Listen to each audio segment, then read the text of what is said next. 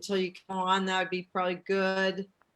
And I don't know if you can, so if you don't have that capability right now, don't worry about it. You're okay. Okay. Okay. All right, here we go to Facebook.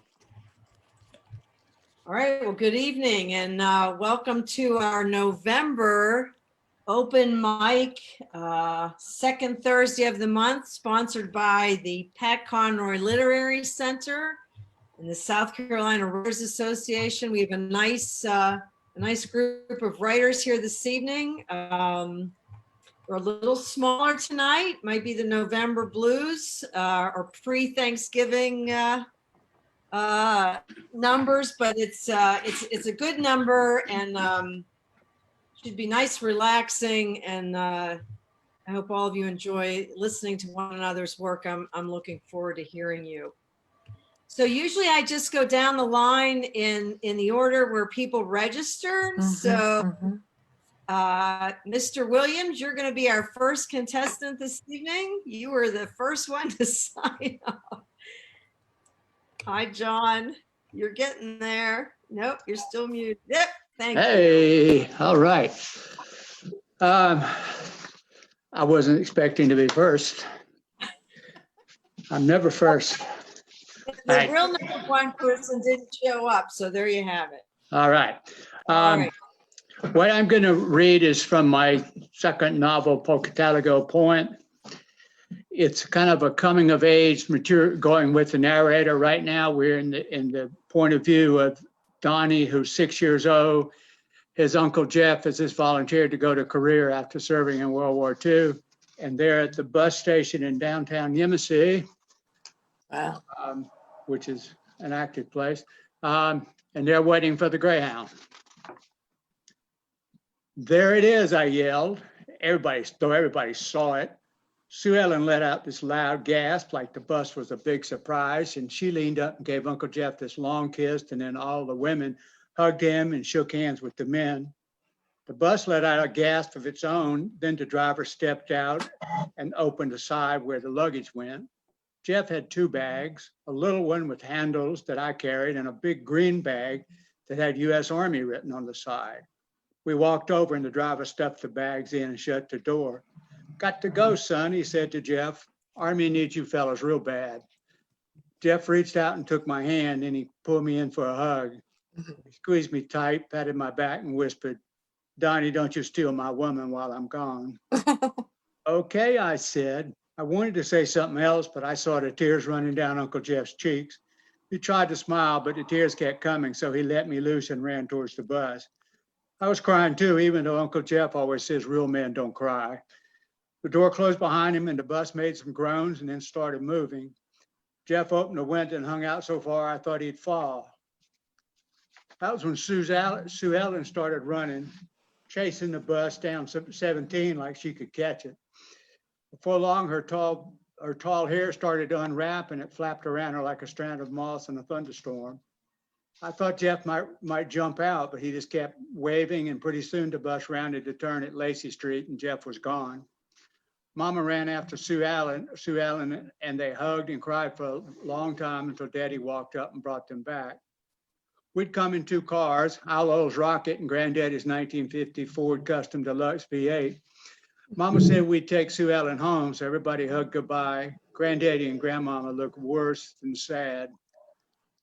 Granddaddy kept twisting his hands and Grandmama kept taking deep breaths like she was chasing the cows out of the cornfield. I was hoping we'd ask them back to our place, but we didn't, and I watched them drive away. They went real slow like they didn't want to go. Sue Ellen rode in the back seat with me. She'd sort of fixed her hair, but her eyes looked like somebody punched her.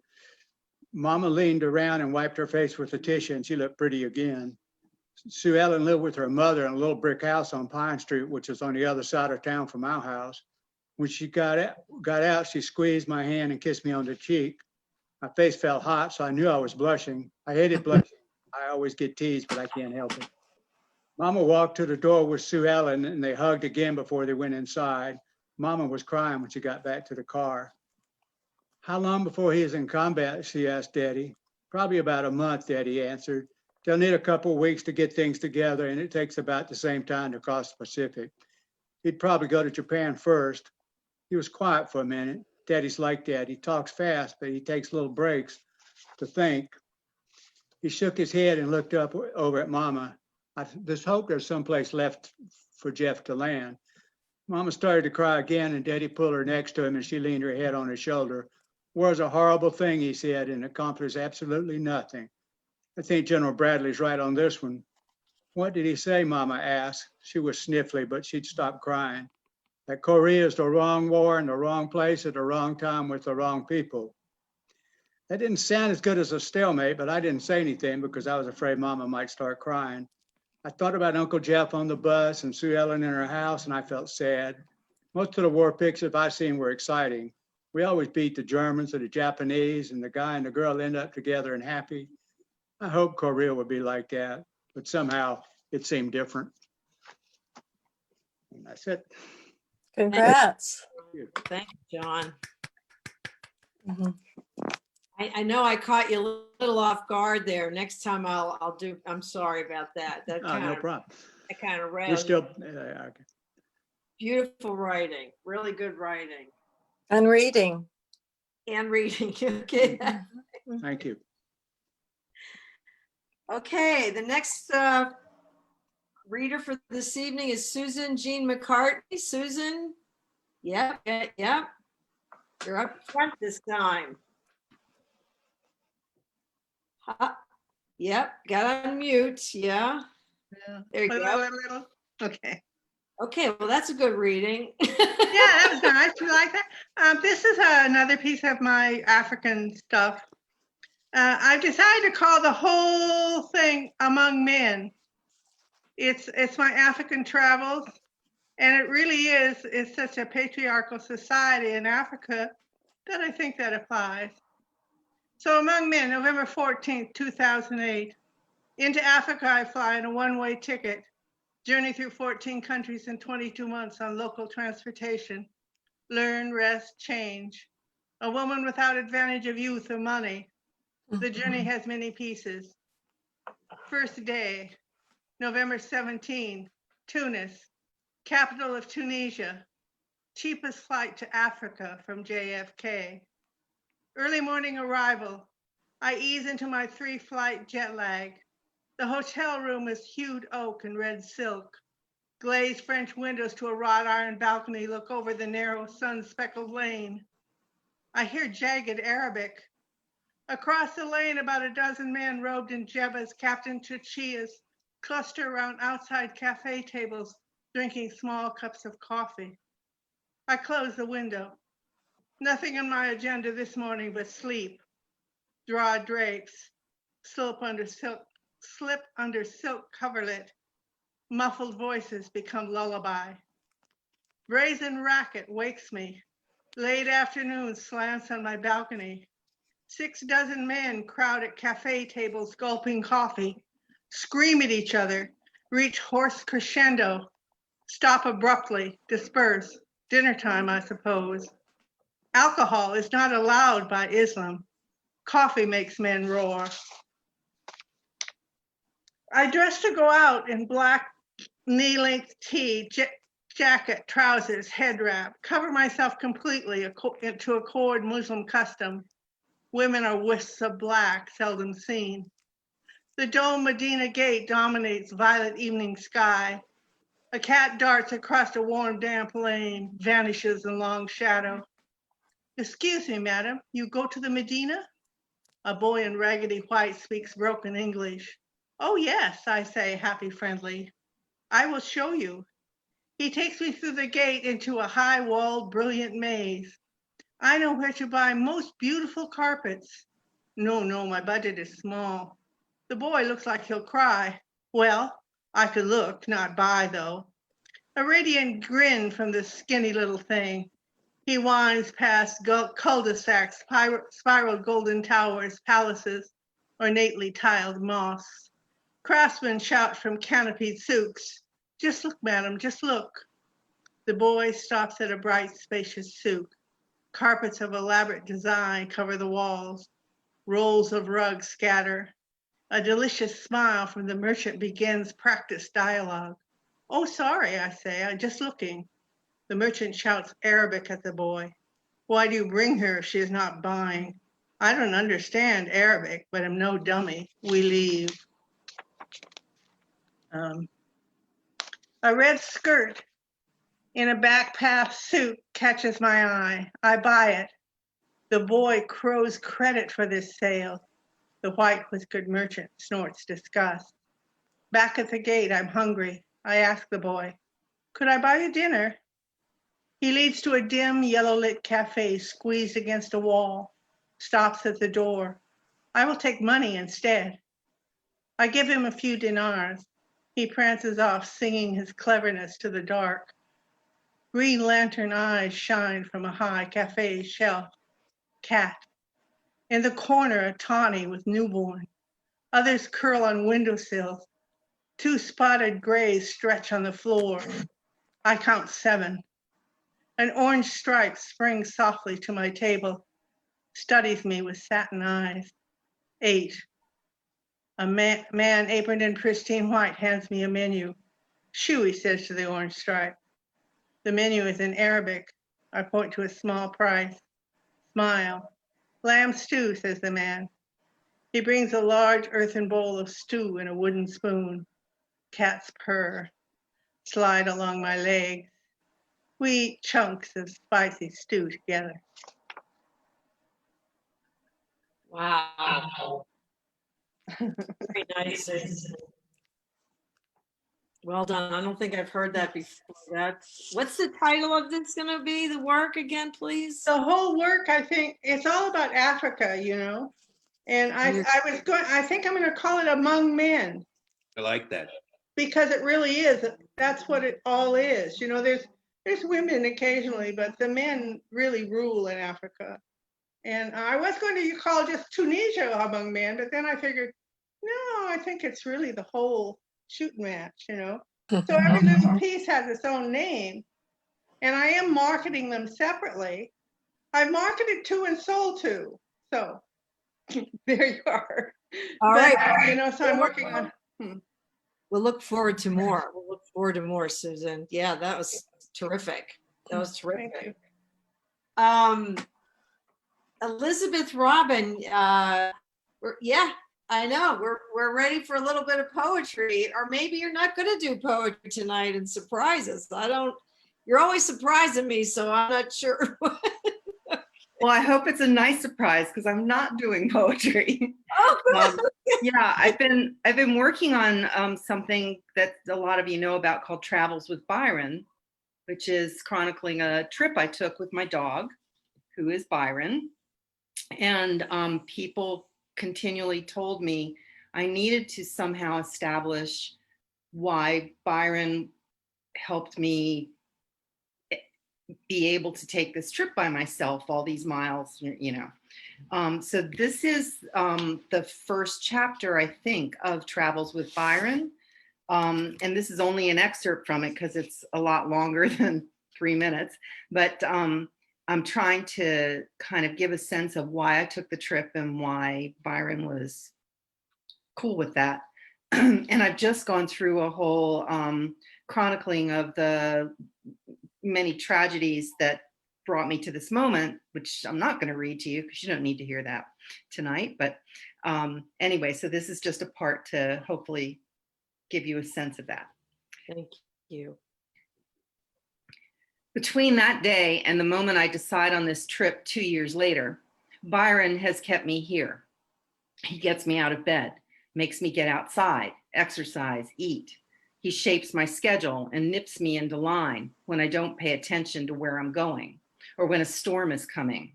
I seem to thrive. My children arrive in sequence to carry me that January, and my older daughter urges me to submit the manuscript she discovers on the dining room table. I do, and Silk Purses and Lemonade, a series of poems crafted with George as my first reader and biggest fan, the poems that weather the emotions my brother's illness and death unleash, comes out in the spring of 2017. The following year, a second book gets picked up, also with Finishing Line Press, Where Green Meets Blue. Most of this work George never saw. I begin to run adrift without him, poetry my only ballast. The writing and good friends and Byron keep me grounded, but just barely. One day, I stare at a map that pops into my Facebook feed, labeled as a route to follow in one giant sweep to visit every national park in the lower 48. I stare and stare, pull it up several days in a row. I can do this, I think. What am I waiting for? I begin planning. I share the idea with friends. Privately, they must have thought, here we go, she's lost it now. Because suddenly their constant to my face is, you're so brave. Aren't you afraid to travel alone? Followed by some specific crazed marauder story or an oblique reference like, have you seen that movie Wild? No one gets my need for open spaces, that immersion in raw beauty, primeval places. I connect to clouds, water, trees, birds, creatures that visit. I watch for hours, listen to the bird's song, the buzz and insect stirs in the air, the soundings of a squirrel or howling coyote. In nature, I come alive, feel like I have a purpose. And so come words, images, thoughts, metaphors. My brain pops in the quiet. My journal's packed with what pours out of me in nature. The premise of the poem Whereafter, that titles Where Green Meets Blue, happens when I walk through a forest preserve near Truchas, New Mexico, the day I first let myself remember, really remember, how I felt with George. It's the first real cry I had after he died, 5 months after he died. So I know this is what I need to do, this trip to visit 34 national parks in 100 days, my original goal. When I am asked how many miles that is, I can't know. I'm afraid if I actually calculate this, I won't go. So I just don't think about it. I can't answer how much it will cost either. I now know I went 19,413 miles in 105 days. I still don't know how much I spent doing it. Denial has carried me this far. I'm rolling with it. It's great. Good. Yay! Nice reading. Elizabeth, your prose is like poetry, so much of it. Poetry helps you with nonfiction. Yeah. It used to be a lot wordier. That's right. Yeah. Poetry Nice helps you with job. everything. Yeah. That's a great start. Thank you. Thank you, Elizabeth. Ann Chadwell Humphrey, you're our next reader. We do about a 3-minute read, just so you know. So we look forward to this. So some folks weren't with us when you first joined on. So this is Ann's first open mic with us tonight. Hi, everybody. I'm from Columbia. I'm going to recite the title poem from my book. It's called An Eclipse and a Butcher. Howard Bryce had a soft spot for our mother. He'd plug wedges in watermelon for our family to taste. He'd draw no good, no sell. Bryce's Mercantile was one of only 2 grocers in the tiny county seat population 397 in that remote Texas hill country. Saturdays, my mother, whom people said was more beautiful than Jacqueline Kennedy, piled 4 of us into a 58 station wagon, no seatbelts, no air conditioning, to drive 13 miles past sheep and goats, summer camps, and tourist cabins to the tiny market on the courthouse square. When we pulled in, we kids tumbled to race through the screen door. Not yet 10, I was entrusted to order our usual 3 pounds of hamburger. As I approached the lighted case, Mr. Bryce sang out, "And how is Miss Ann today?" Raw red meat coiled from his grinder. He swept a quivering pink pile on a silver scale to weigh, wrapped it in white paper, and flourished the price with a black wax pen. I thanked him as I had been taught, then went to find our mother with our little brother in her overflowing buggy, and then joined my sisters at the candy counter. That was Saturday, July 20th, 1963. At checkout, we asked Mr. Bryce for cardboard boxes for our pinhole projectors.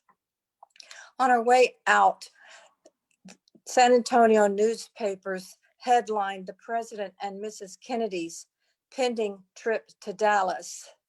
But on that day, in a gravel lot of a small town's grocer, a family turned its back to the sky to watch the moon slide across the sun.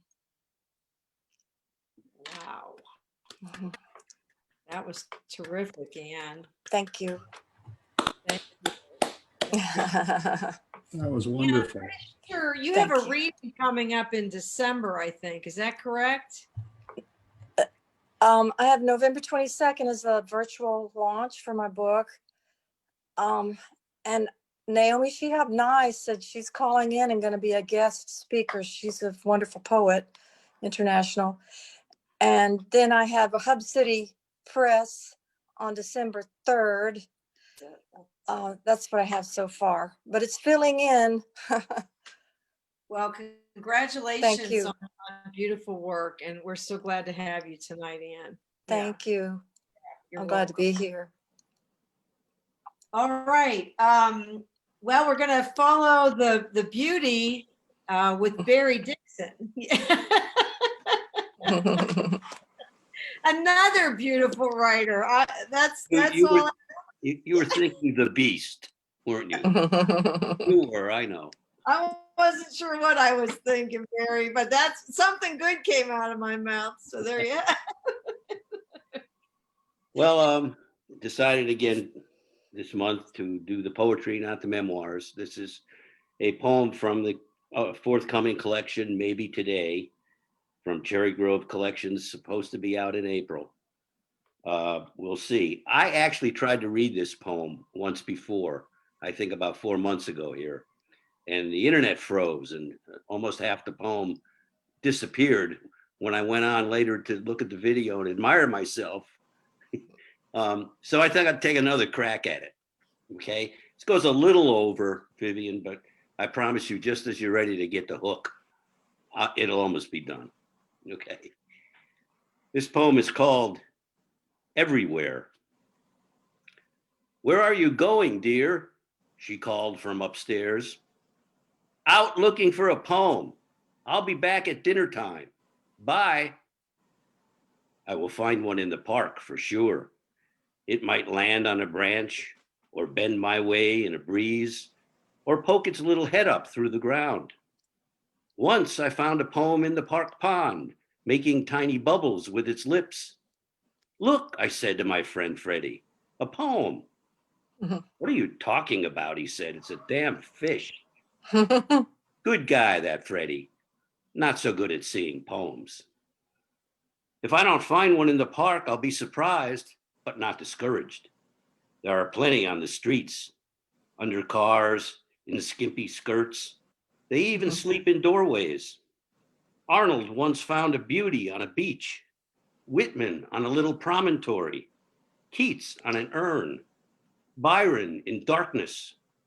Wow, an eye so sharp you could spot a poem in the dark. Most poems are dying to be found. They call to you from everywhere. Train wheels, bell peals, pounding hearts. Frost found several in the snow. A guy named Frost finding poems in the snow is in itself a poem, don't you think? Byron even heard one call from inside Anne, not to mention Florence, Harriet, Caroline, Marion, and Mary. Apparently it's true. Women love a man who listens. So what then is the population of these poems? There being no census for such things. Some say they are countless billions, a poem in every flake and bird and kiss and blade and branch and wing and rose and nose and leaf and child and flea and field and tear and soul and heart. But there is yet another school calling poems extremely rare. You must search long and wander miles for weeks or months to find just one, they say. And even then, they often are imposters, like fool's gold. They claim there have been maybe a few thousand ever, tops. Tough crowd. I favor the former, but perhaps the latter have a point, because I found no poem that day. How odd. Last week, I found one in the glove compartment. I don't know how long it had been in there or why I never noticed it before. Between the unpaid parking tickets, the expired insurance card, and the empty space where the registration should have been, I called it negligence, an ode. That evening, as promised, I did return at dinner time. We went to Jean-Jacques Bistro, our favorite local spot, where I had, of course, my favorite local soup. But tonight I noticed something I had never seen before. One crouton, a large grayish one, seemed to wander aimlessly, as though rudderless, whilst a smaller one floated directly for it. I suspect deliberately. The big one, I thought. It's the Bismarck, the small one, HMS Hood. I gasped. "What's the matter?" said my girlfriend. I turned to the kitchen and called out. "Waiter," I said, "there's a poem in my soup."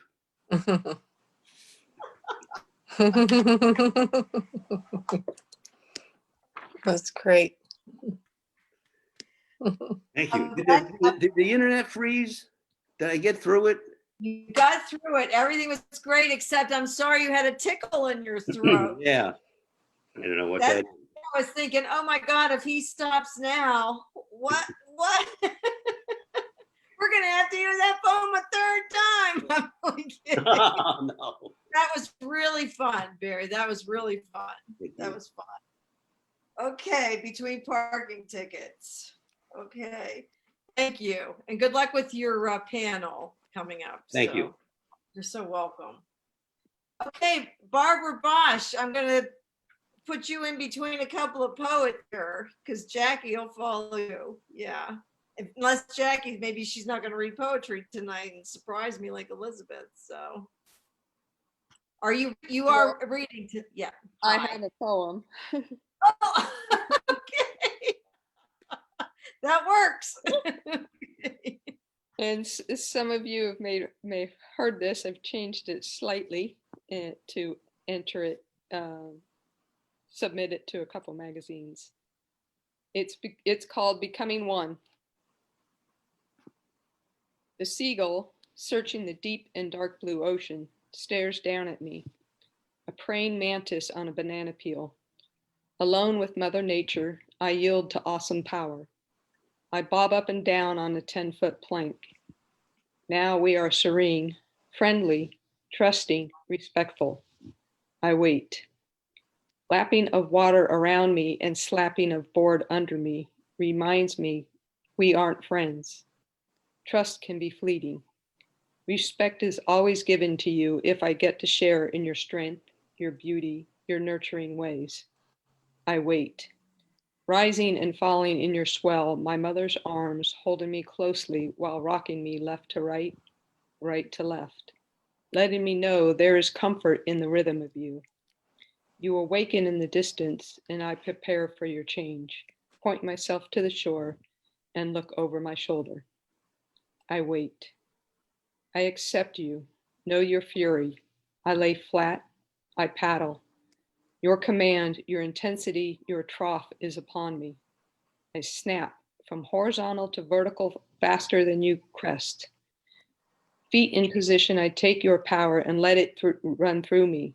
I meld into your curve and let you whisk me from left to right through the tunnel you have now become. I acknowledge you with a pat of my hand on your face. Shorebirds think it's your mouth trying to eat me alive. What it is the ecstasy of becoming one with you, for as long as you allow. What it is my thirst quenched. Whoa. Good. Uh, Good job. Am I right? That's a surfer's poem there. Surf's Definitely. up. Yeah. That was Woo. fabulous. That was Nice. Barry's giving me a thumbs up, so it can't be. Yeah, you got it going on, Barb. That was thanks, Jackie. Really nice. Thank Yeah. you, Barb. That was terrific. I think that's the first thing I heard you read or read of yours, Barb, and it just gets better all the time. Oh, thank you. Can you tell she's a California girl? Yeah, Hunting Island doesn't get that kind of tube going on. I wait. At Hunting Island, yes, unless there's a hurricane. Okay, Jackie, did you want to follow poetry with poetry? Why not? Why not? Okay, because I thought you were going to tell me you don't have a poem. Well, interestingly, I did write a little bit of a memoir that I read last night at Catherine's workshop, but tonight I'm reading poetry. Okay. In fact, this is kind of a unusual poem. It's unpublished and it's older, but it is relevant to Veterans Day, so I thought I would share it. It's called Purple Heart, for a friend of mine who served in Vietnam. Darkness might have been a relief, but silence bred fear. The last you remember, the day before you headed home, you filed reports, brewed an officer's coffee, then nothing. You woke to a soundless mirage of Marine bands and speakers mouthing words. A general pinned the Purple Heart that fell limp on your pajamas. Veterans Day, people celebrate. Government workers jam the expressway and mail doesn't run. Sounds are back like apparitions, blasts of bombs mushroom from music, a car's horn, a whisper. Purple Heart stored in your drawer, the memory carved deep like a tattoo. Very good. Wow. Very good. Very crisp. Concise. This is a new poem written as a tribute for Ruth Bader Ginsburg, and it's called Kiki's Star. And some of you may know that she was dubbed Kiki by her sister for kicking furiously as a baby. So Kiki's Star. I do think that I was born under a very bright star, Ruth Bader Ginsburg, 1933-2020. Thank Kiki's star and Jupiter. No one liked her tuna casserole. Loving children, said Chef Supreme husband, expelled her from the kitchen, free to birth her vision and ambition for equality.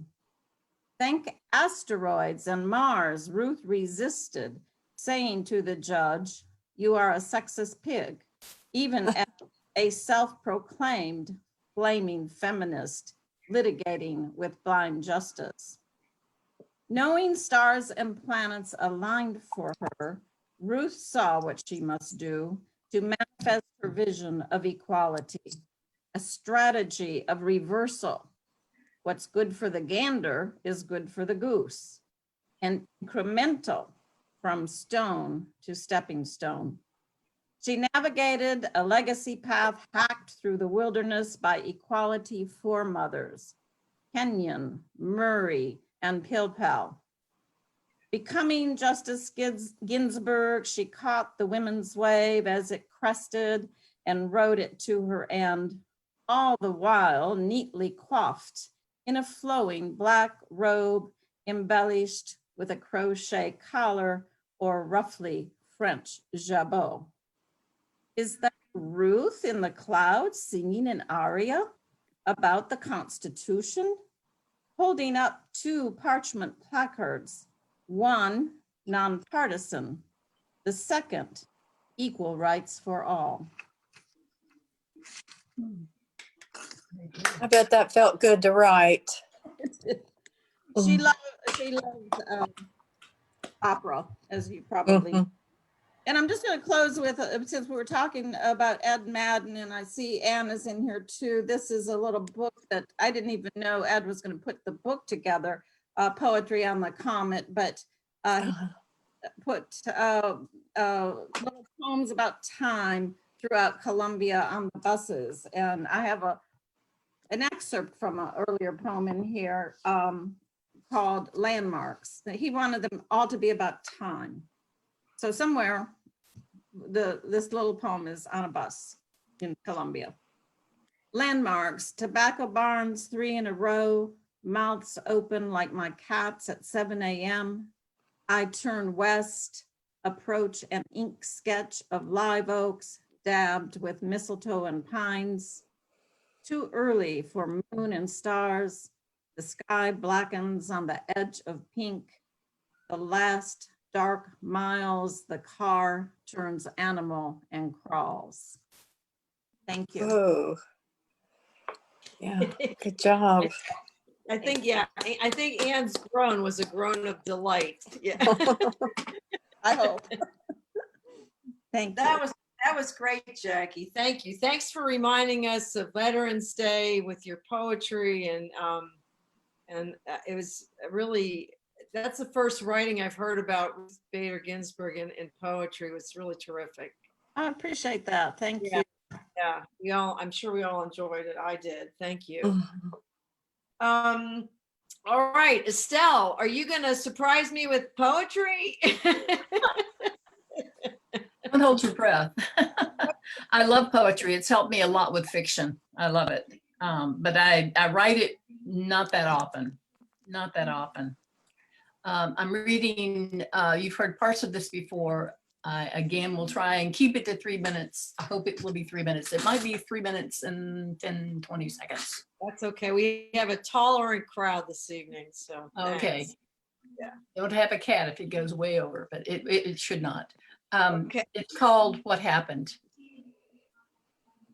Now I have to find it. Sorry. Exit full screen. Find it down here. Okay. This is the poem that Estelle, this is a poem first, exit full screen. I'd say what? This is a That poem, was- what? That was the poem.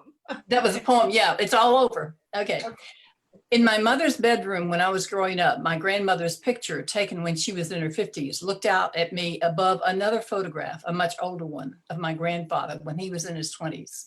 He was a striking, handsome man with dark, wavy hair and a carefully groomed mustache and strong chin. He was in a white tie and black suit, a contrast to my modest grandmother. By the time of her picture, Grandmother Jackson had long ago lost Frank and raised their 8 children, 4 boys and 4 girls, on her own. My grandfather died in the winter of 1923, 5 years after contracting the pandemic flu of 1918. The youngest child at the time was 1.5. My Aunt Clara was 5, my mother was 9. The tragedy set the family on a search for stability that lasted well into the 50s. Cleo and Frank met and married in her hometown of Tilton, Georgia. On the 1st of March, 1901, they married at her father's home and boarded the 10 a.m. train for Ringgold, where she joined her husband's large family, including 3 brothers and a father-in-law. The 300 acres there south of Chattanooga begged for cutting and milling timber. They mortgaged the farm to buy a sawmill.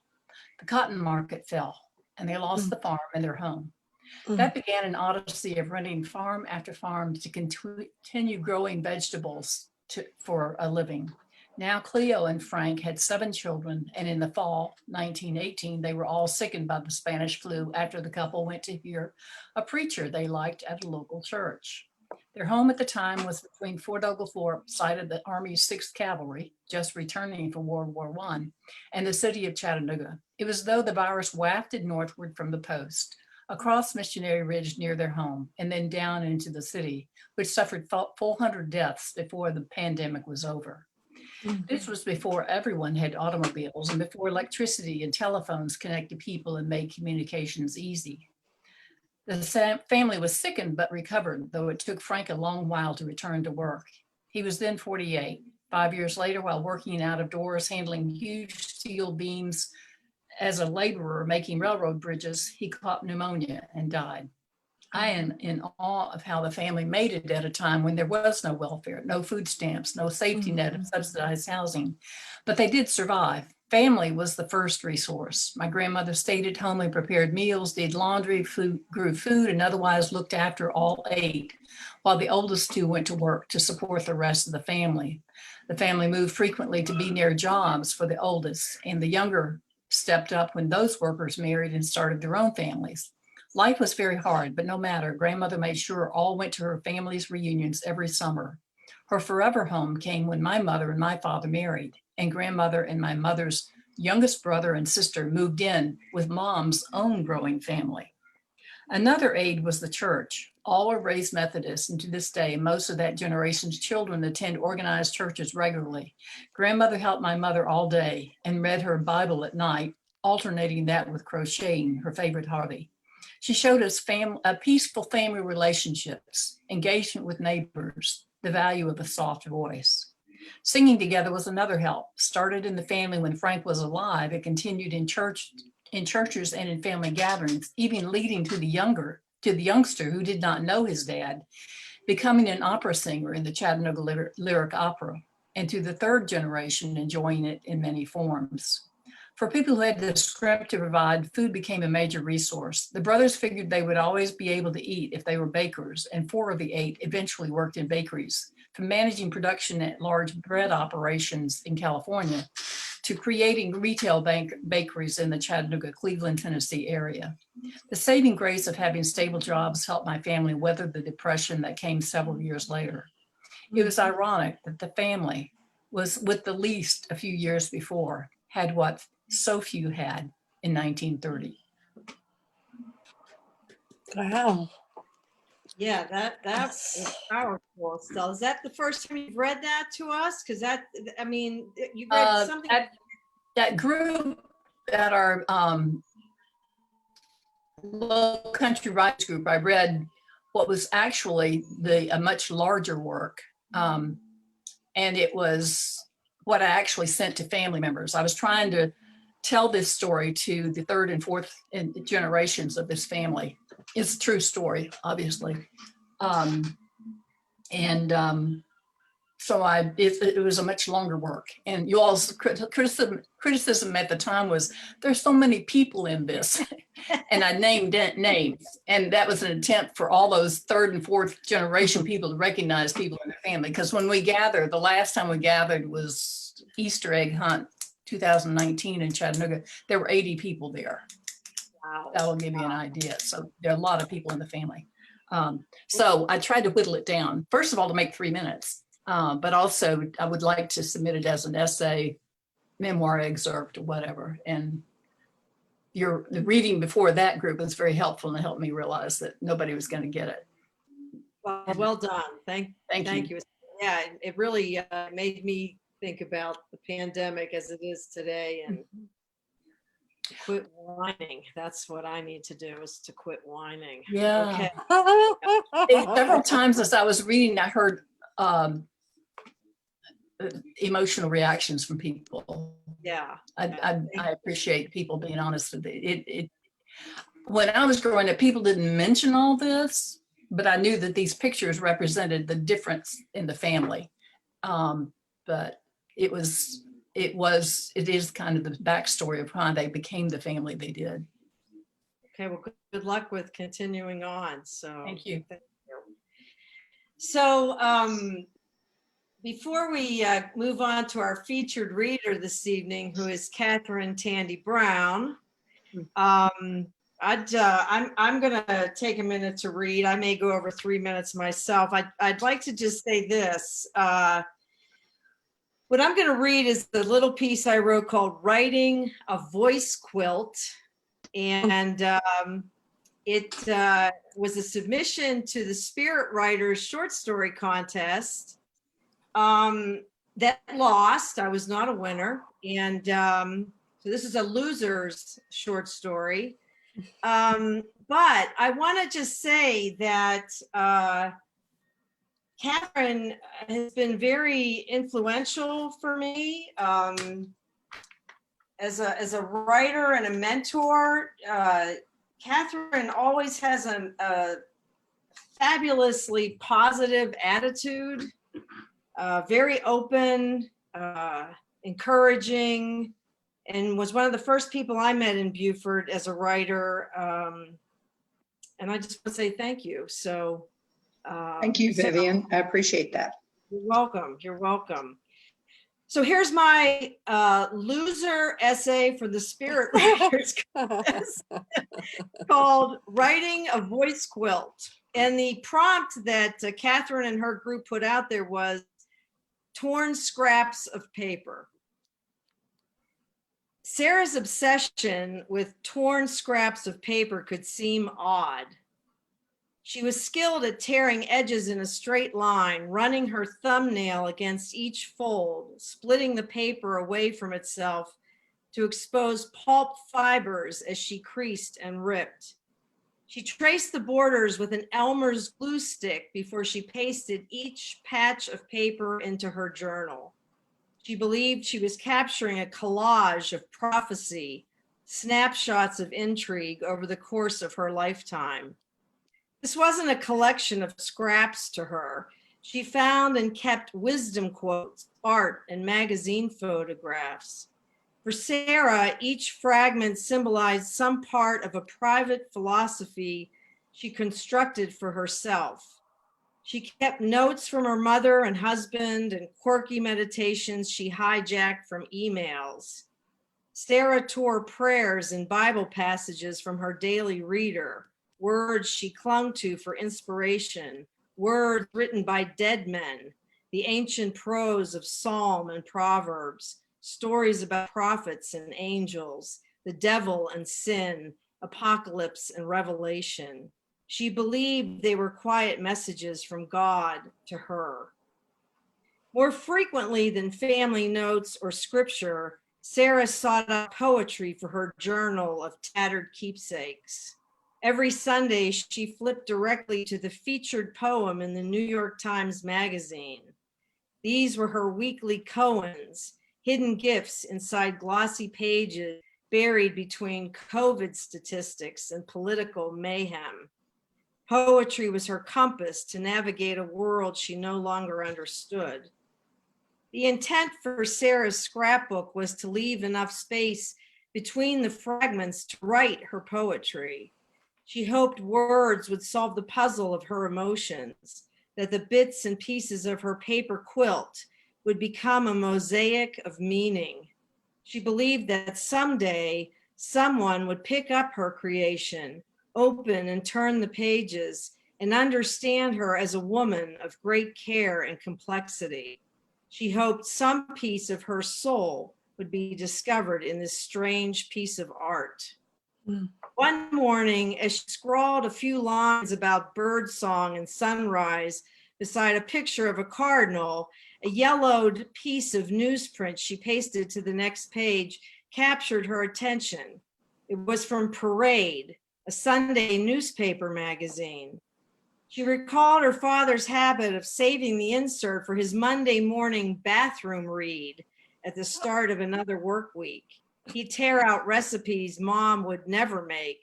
Sarah stopped reading Parade years ago. Why had she saved this article? The Ask Marilyn column posed a question from some guy named Bruce in New York City. Certain people have voices that carry far beyond others. What is it about those voices that dominates the crowd? It's not just volume. Marilyn, who changed her last name from Mock to Vos Savant, is credited with a high IQ. Her column is a mishmash of answered questions and solved puzzles.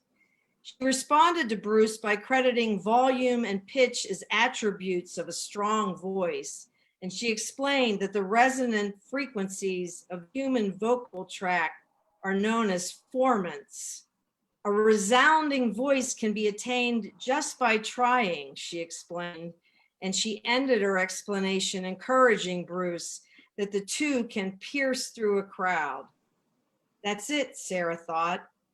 This journal, these bits and pieces of paper, they are all about my voice. It's always about finding my voice.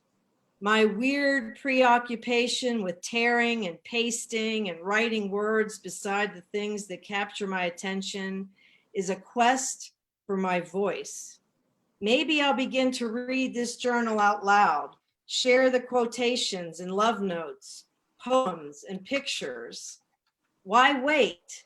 I'll read them out loud to myself, and then I'll find the courage to read to others with resonance to anyone that will listen. On the cover of her lime green journal, at the bottom was a small poem she'd written that didn't mean much. Now that she decided to get serious about putting her voice in the world, she would start at the beginning, reading her work to the wind. I remember sitting on a swing, dressed in a black and green paisley shift, feet on the chain, legs in the air, underwear showing, reading. I rarely done this, just letting myself live. She knew it was odd, her poetry, her strange habit of tearing and pasting scraps of paper, weaving words onto the thin blue lines. Odd and beautiful to be who she is and ready to share her voice with the world. Oh. Vivian, one of my friends has done something like what you're describing, which makes it even more fun to hear. She has snipped out words from old letters, and she's decoupaging or paper macheing them onto some form. And she is a very good artist, but she wants to see the written word in different handwriting. And I think it's the scripts and penmanship. I think it's a fascinating idea. I love that idea. That is a fun idea. Thank you, Ann. That's a great idea. Thank That you. That essay Well should have won, Vivian. Pardon me, Barry? It should have won. I Oh, demand, yeah. I demand a You should have recount. won. That election was stolen. I think that was just wonderful. It It makes was. me want to tear things up and put it on, makes me want to do that. Well, I didn't mean to start you off that way, Catherine. Here. Well, I'll tell you, I'll just say this one thing. You were in the midst of some hot competition this year. We had 39, we had 39 entries. I mean, we had tons and tons of entries, more than we've ever had. And I love your story. It's good. Thanks, Catherine. Thank you. Well, Yeah. now I'll make this introduction very kind. Okay. Favorite resident, Catherine Tandy Brown, has been a freelance writer for 30 years. A workshop leader and writing coach. She, Chris Suddeth, co-write a monthly column for Low Country Weekly. Holy Holistic is the title of her column. In addition to writing feature stories for several trade travel publications, Catherine is penning her first novel and memoir, Anne, Queen of the Wing Chair.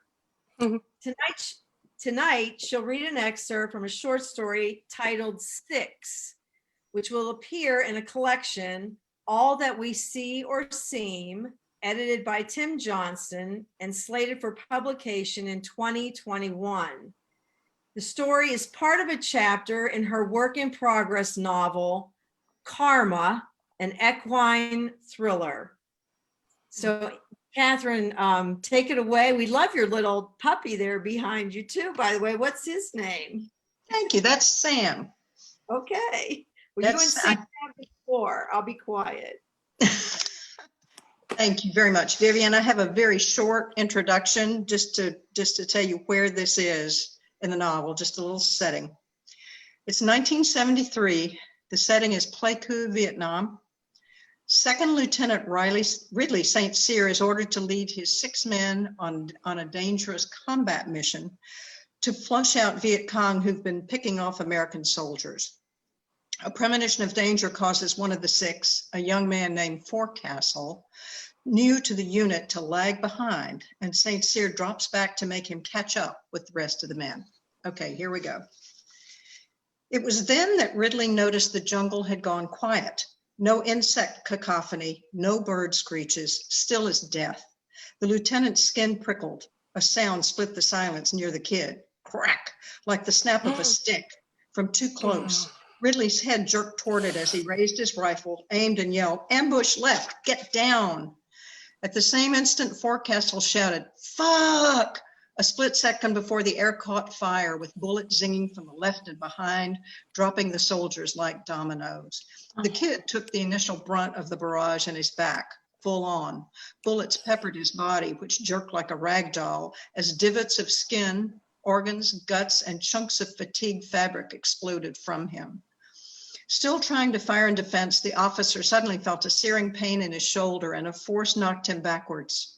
As he began to fall, Ridley saw the astonishment on Forecastle's face just before the remains of the kid's body slammed into him, taking him to the ground. On the way down, he heard the whoosh of a rocket and familiar whop whop of the blades of a Huey just before his head smacked into a root that was hard, unyielding, and the world went black. Ridley's next memory was the lack of sound, not the jungle quiet of a few seconds, minutes, hours before. Nothing, simply blank air. He didn't feel anything and for a moment thought he must be dead. When he opened his eyes, all he could see above was the leaf canopy and vines and a few patches of sky, all spinning in nauseating shades of gray and green. He closed his eyes, waited, tried again. This time the vegetation remained still. He tried to take a breath, but something heavy smothered him, kept his chest from expanding, crushed his lungs. What the hell? He focused down to discover a man, hair slimy with blood sprawled across him. Bile raced up Ridley's throat and he turned his head in time to vomit. Spitting out the last drops, he tried to reach up with both arms to push the body off so he could breathe. Pain shot through his left shoulder. He gasped, then rolled the corpse off with the other arm. He sat up. His head throbbed. Air gushed into his lungs and he inhaled deeply. A stench of cordite and blood filled his nostrils, made him cough, and nearly caused him to retch again, but he swallowed to force the bile back down. What had happened anyway? He turned to the body next to him. It was blown to bloody bits, but the name shone from its chest in black letters against a now scarlet background. Forecastle. And he remembered the ambush. In a panic, he looked around, only to find carnage, a string of bodies crumpled in the muck. The rest of his men. As Ridley crawled from one to the other, a mantra began to reverberate in his head before spilling from his lips. 6. There have to be 6. 6. There have to be 6. 6. There have to be 6. Over and over, he repeated the words in a beleaguered monotone, one body at a time. Some in pieces, just like Forecastle had said, all covered with blood, ripped apart until there were 6, sprawled on the jungle floor in death. He knelt by his men, one arm hanging useless by his side. His captain's words echoed in his mind. I know you'll bring them all back. He'd brought none back. If Forecastle hadn't taken the first hits, Ridley would be dead. 2, he shouldn't be alive. He'd failed his men. Dropping his head into his hand, Ridley wept and rocked and keened. The armed reconnaissance observation team that had happened upon the patrol at the moment of ambush transported St. Cyr back to the fire base. As he'd been trained, the lieutenant stuffed the guilt, the shame, the despair over letting his men die deep in his psyche. A field hospital treated the ugly cut on his head and wound on his shoulder and released him to finish his tour with warnings to watch for infection. A part of him hoped he'd fall ill and suffer a slow, painful death. He was convinced that he deserved no less. The other men in his unit welcomed him to camp with backslaps, beer swigs, whiskey toasts, and no mention of the incident, like it hadn't happened. No one blamed him. He was the lucky one. He'd lived. The following 3 weeks were a blur of alcohol and little sleep. If he didn't sleep, he wouldn't dream. If he stayed high enough, he wouldn't think as much. A week later, only 14 days before he could climb onto an eastbound transport and fly away from what every American soldier in Southeast Asia called a hellhole, Ridley received a Dear John letter from his wife. Prior to morning mail call, he'd already had a beer and had to reread her words before grasping their meaning. Casey, his beautiful blonde Casey, had left him. His innards began quivering. His breath grew short. His hand shook so hard that the letter fell into the dirt, and he could barely pop the top off the second PBR that he'd stashed in his hip pocket. They'd only been married a few months before he'd left for Vietnam, and now she was gone. How many men had he helped buck up? Had he brought beers for when mail brought the axe from their wives and girlfriends during his time in country? But this couldn't be happening to him. A deep swig of icy liquid froze his throat and he coughed hard a couple of times. A voice caught him off guard. "You okay, LT? Saw you drop your letter. Bad news from home?" Rage rose in Ridley as if the words had come from his no-count paw. Beer spattered like Old Faithful as the can slammed to the ground. He pivoted on a boot heel, his fist balled, ready to throw a punch at whoever was sticking their nose in his business. Too late, his eyes locked with those of his captain, who dodged the punch, catching it with a hand. All at once, Ridley felt the anger, guilt, and confusion he'd been numbing since the ambush drained from his body. His face crumpled, his mouth went slack, and all the unshed tears began to surface. I can't, were the only words Ridley could utter. The captain's assessing stare was intense. "Come on, LT," he said, "let's go over to my hooch for a minute." As Ridley's knees began to buckle, the stocky, muscled Georgia man wrapped his arm around the waist of his taller, leaner fellow Southerner, who'd gone limp as a possum playing dead.